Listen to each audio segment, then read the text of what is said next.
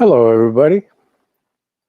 Thought I'd drop in. Reverend David couldn't do a show today because of something he had to attend to at his church. So I'm more than happy to spend a little time with my friends here. I'm sorry I've been absent for a few weeks. I've gone through some personal challenges, under the weather, as they say, but I'm on the mend and I'm back in the saddle.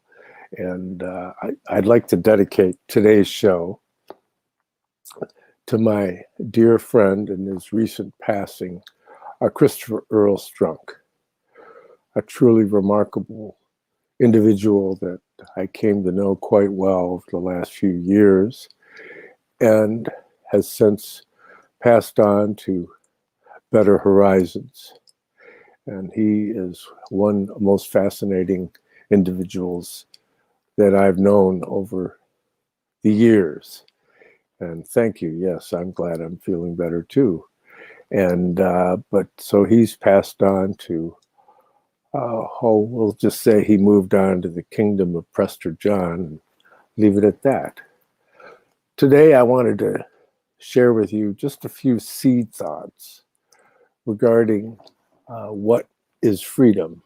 And if I could, I'll share with you this brief quote from the Philosophy of Freedom by Rudolf Steiner, wherein he says, "Whoever is incapable of producing moral ideas through intuition must accept them from others. Insofar as a man receives his moral impulses from without, he is in fact unfree," end quote. And so there you have it.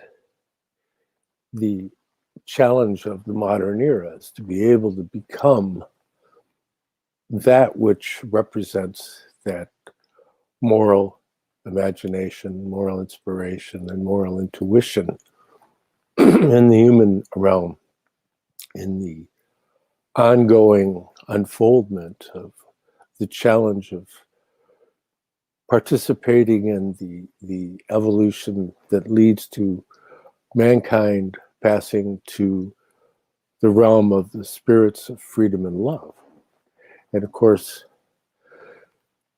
the word freedom being key and the way in which it intersects with the concept of love is perhaps unique to the work of Rudolf Steiner, in that is it really love if it's not given freely?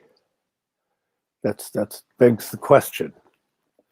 And in light of that, there's some thoughts that Rudolf Steiner shared, and I wanted to share them with you just to give you something to think about as far as what that challenge might be. And it's from a lecture he did on October 19th in 1918. It's included in the volume From Symptom to Reality in Modern History. And it's where he touches upon the ideas of liberty, equality, and fraternity. They were the three watchwords of the French Revolution. And you know from our previous dialogues that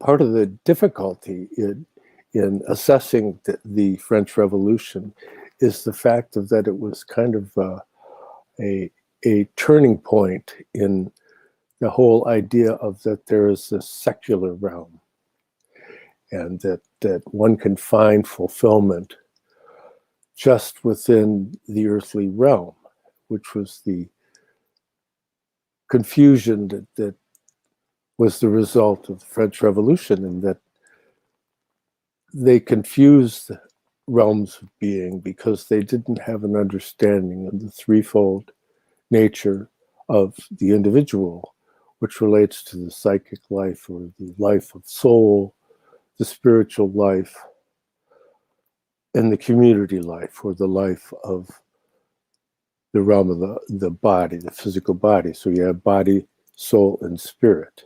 So fraternity would be the body, equality would be the realm of spirit, and the soul would be the realm of liberty. Now, in light of this, as I said, from Symptom of Reality in Modern History, Rudolf Steiner says, the French Revolution brought to the fore three impulses of human life which are fully justified: the desire for fraternity, liberty, and equality. But I have already indicated on another occasion how within the framework of the French Revolution, this triad, fraternity, liberty, and equality, conflicted with the genuine evolution of mankind. When dealing with the evolution of mankind, one cannot speak of fraternity, liberty, and equality without relating them in some way to the tripartite division of man. In relation to the community life at the physical level, mankind must gradually develop fraternity in the epoch of the consciousness soul. It would be the greatest misfortune and a sign of regression and evolution if, at the close of the fifth post-Atlantean epoch, the epoch of the consciousness soul, mankind had not developed fraternity, at least to a large extent. But we can only fully understand fraternity if we think of it in connection with community life, the physical bond between individual and individual. Only at the level of the psychic life is it possible to speak of liberty. It would be a mistake to imagine that liberty can be realized in the external corporeal life of the community.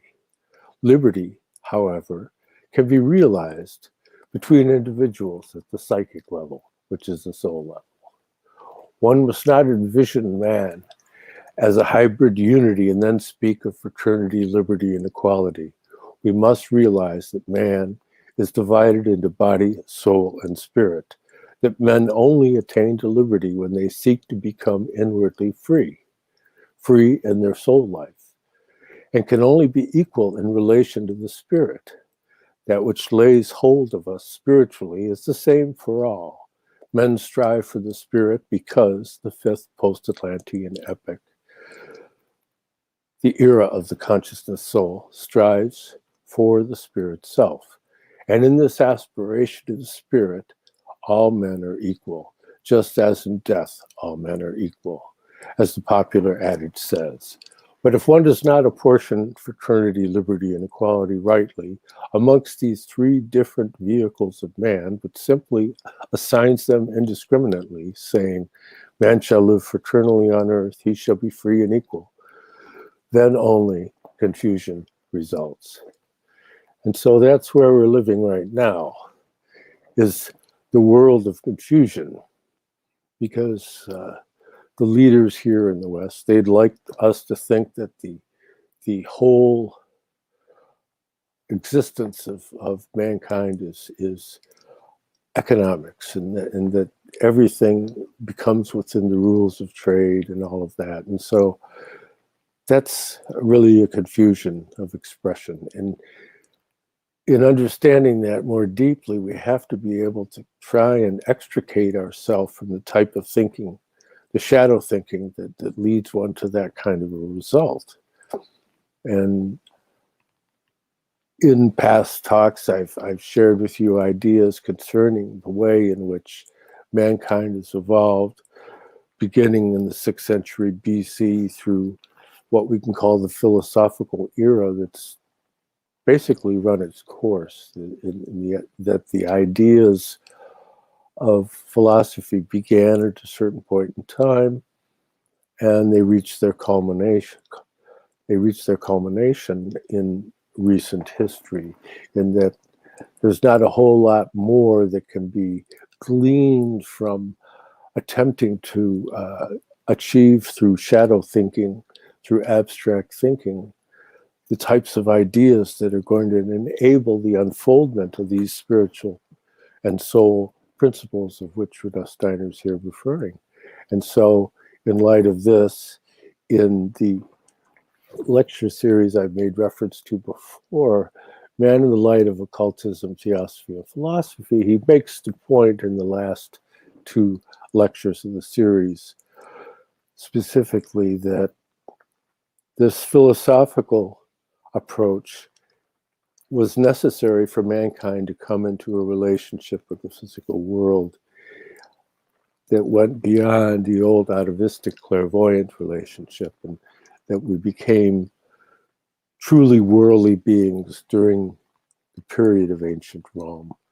And that coming out of that intellectual soul period, we're now in the consciousness soul period since 1413, 1414. And so what is the nature of the striving? And in trying to understand this, we've spoken in the past regarding the aesthetic letters of education that Friedrich Schiller wrote as an inspiration in response to the artistic work of Johann Wolfgang von Goethe. And in response to the aesthetic letters of education, Johann Wolfgang von Goethe wrote the fairy tale of the green snake and the beautiful lily. And so it's kind of liberating to think that rather than trying to abstractly describe what was entailed within these ideas of how can we become free, because remember, Friedrich Schiller said that if you just follow the dictates of reason, then you'll just have this construction of your relationship to reality that's unfree. But if you follow just the dictates of the instincts and the senses, that's not free either. And so he felt that man was most truly free when he was in an aesthetic mode of art appreciation and creation, and that was the most truly human realm. And Rudolf Steiner makes a point is that that's a very significant understanding, but it's quite limited. And the fact is that the age of Friedrich Schiller, who was yet a young man, and he was within the intellectual soul stage of development in his own life, as was Dante when Dante wrote the Divine Comedy, and that these types of understandings can only go so far.